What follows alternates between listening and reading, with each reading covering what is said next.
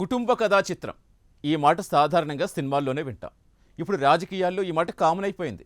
ఇంతకు కుటుంబ కథా చిత్రాన్ని సరిపోయే మాజీ మంత్రి కమ్ లీడర్ ఎవరు? ఆయన మనసులో ఏముంది?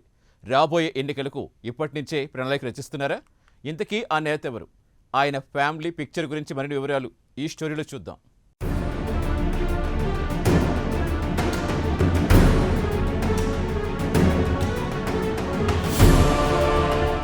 దేశవ్యాప్తంగా అసెంబ్లీ, పార్లమెంట్ స్థానాలు పెరుగుతాయనే చర్చ ఊపందుకుంది. దీంతో తెలంగాణ రాజకీయాల్లోనూ అసెంబ్లీ, లోక్సభ నియోజకవర్గాల పునర్విభజన అంశంపై చర్చోపచర్చలు జరుగుతున్నాయి.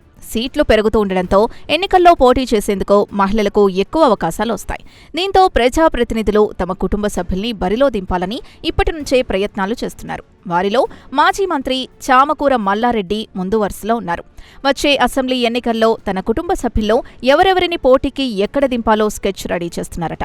అందులో భాగంగానే చామకూర మల్లారెడ్డి సందర్భం వచ్చినప్పుడల్లా తన మనసులో ఉన్న మాటను బయటపెడుతూ గులాబీ అధిష్టానానికి సంకేతాలు పంపిస్తున్నారు.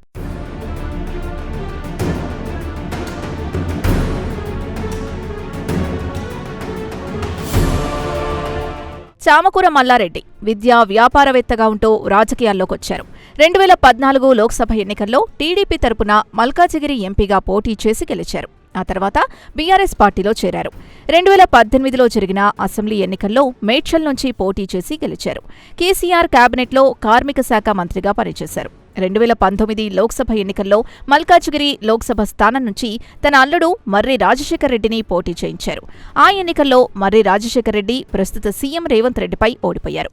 2023 అసెంబ్లీ ఎన్నికల్లో మల్లారెడ్డి మేడ్చల్ అసెంబ్లీ స్థానం నుంచి రెండవసారి గెలిచారు. తన అల్లుడు మర్రి రాజశేఖర్ రెడ్డి మల్కాజిగిరి అసెంబ్లీ స్థానం నుంచి గెలిచారు. దీంతో మామతో పాటు అల్లుడు అసెంబ్లీలో అడుగుపెట్టారు. కానీ రాష్ట్రంలో బీఆర్ఎస్ పార్టీ అధికారంలోకి రాకపోవడంతో కొన్నాళ్లు మల్లారెడ్డి సైలెంట్ అయ్యారు. ఇక అప్పట్లో మల్లారెడ్డి పార్టీ మారడం ఖాయమనే టాక్ వినిపించింది.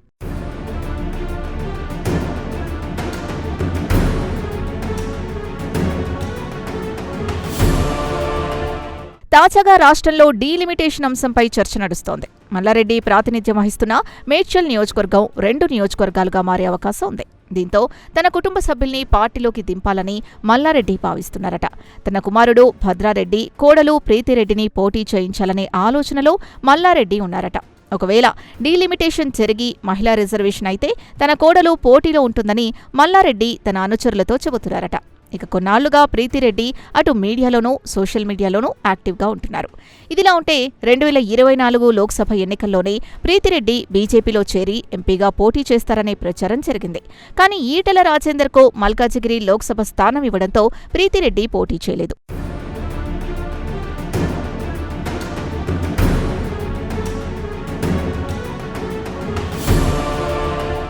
ఇక వచ్చే ఎన్నికల నాటికి ప్రీతిరెడ్డి బీజేపీ నుంచి లేదా బీఆర్ఎస్ 2 పార్టీలో ఏదో ఒక పార్టీ నుంచి పోటీ చేయడం ఖాయమని తెలుస్తోంది.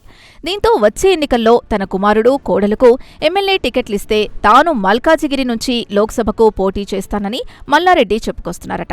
మరోవైపు తన అల్లుడు మర్రి రాజశేఖర్ రెడ్డి ఎమ్మెల్యేగా ప్రాతినిధ్యం వహిస్తున్న మల్కాజిగిరి మహిళా రిజర్వేషన్ అయితే మల్లారెడ్డి తన కుమార్తెను పోటీలోకి దింపడానికి ప్రయత్నాలు చేస్తున్నారు. దీంతో వచ్చే ఎన్నికల్లో పోటీ కోసం మాజీ మంత్రి చామకూర మల్లారెడ్డి కుటుంబం నుంచి దాదాపు 5-6 పోటీ పడుతున్నారు.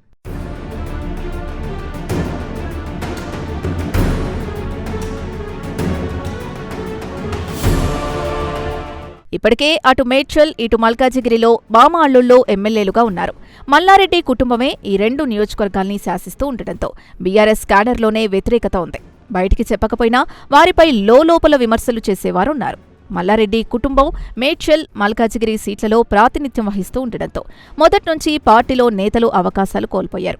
ఇప్పుడు మళ్లీ పెరిగే సీట్లలోనూ వారి కుటుంబ సభ్యుల్ని మల్లారెడ్డి రెడీ చేస్తున్నారు. సందర్భం దొరికినప్పుడల్లా మల్లారెడ్డి తన మనసులో మాటను బయటపెడుతున్నారు. ఇది ఒక రకంగా మల్లారెడ్డి మైండ్ గేమ్లో భాగమే. ఇప్పుడిదే మిగతా నేతలకు రుచించడం లేదట. ఇక తమ అవకాశాలకు మల్లారెడ్డి ఎక్కడ గండి కొడతారో అనే ఆందోళనలో ఉన్నారట.